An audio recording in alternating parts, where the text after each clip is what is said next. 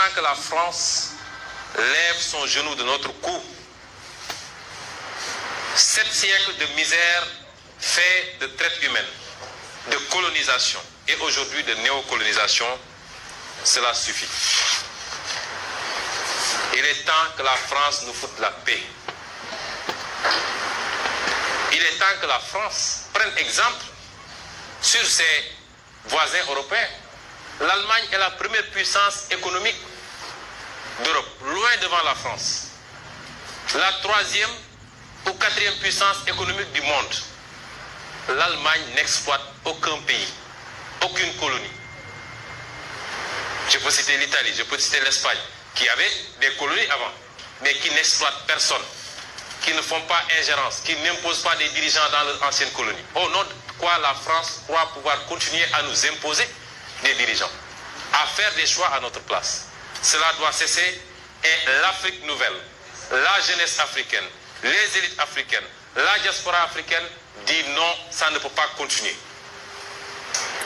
L'hypocrisie de cette France se vit et s'exprime tous les jours. Prenons exemple du cas du Mali et du Tchad. Au Tchad, où le processus constitutionnel a été interrompu, la France a applaudi et son président est allé consacrer le nouveau roi. Au Mali, où ce n'est pas le processus constitutionnel qui a été interrompu, mais le processus de transition, la France a condamné et même a pris ses clics et ses claques pour dire qu'elle quitte le Mali. Ça, c'est de l'hypocrisie. C'est le 2 poids, 2 mesures. C'est le double langage que la France tient en Afrique. Quand on a interrogé M. Jean-Yves Le Drian sur la situation en Côte d'Ivoire, pourquoi la France a laissé faire un 3e mandat, il a dit simplement pourquoi il l'a accepté pour Ouattara et pourquoi elle le refuse pour la Biélorussie. Puisque la France a condamné en Biélorussie, a même poussé l'Union européenne à condamner. M. Le Drian répond en disant que c'est parce qu'en Biélorussie, il y a eu des millions de personnes qui sont sorties dans les rues et que ce n'était pas le cas en Côte d'Ivoire. Voilà comment la France traite les questions africaines. Personnellement, nous n'attendons absolument rien de la France. Nous voulons qu'elle cesse de s'ingérer dans nos affaires. Que le peuple sénégalais puisse avoir le droit de choisir librement. Et non pas parce que la France a choisi un candidat avec les méthodes qu'on connaît. On commence par cibler les gens, on les décore dans des légions d'honneur ou dans je ne sais quel autre grade, chevalier de je ne sais quoi. On les inscrit dans des loges maçonniques et on leur dit préparez-vous, ce sera vous après. Même l'hypothèse où Macky Sall ne pourrait pas passer, nous savons qui est en train d'être préparé par la France. Cela doit cesser, ça ne se passera plus comme ça. Que l'on soit bien clair, nous n'avons rien contre le peuple français.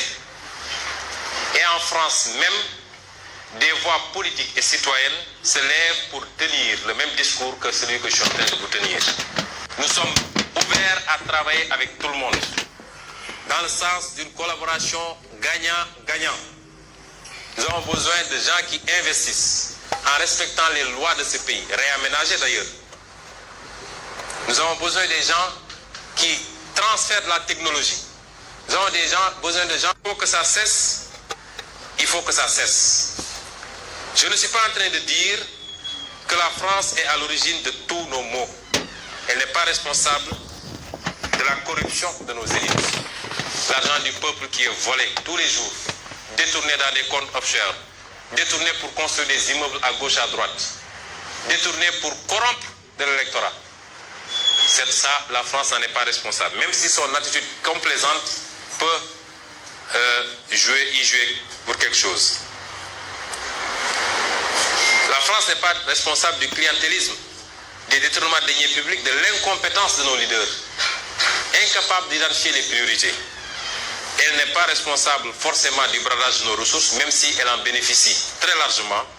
Tout ça est de la responsabilité de nos dirigeants, incompétents, incapables et qui ne sont pas des patriotes du tout. Nous disons à la France d'écouter ces voix qui lui parlent de notre schéma, d'une autre collaboration entre l'Afrique et la France. Beaucoup plus juste, beaucoup plus équitable, mais beaucoup plus durable.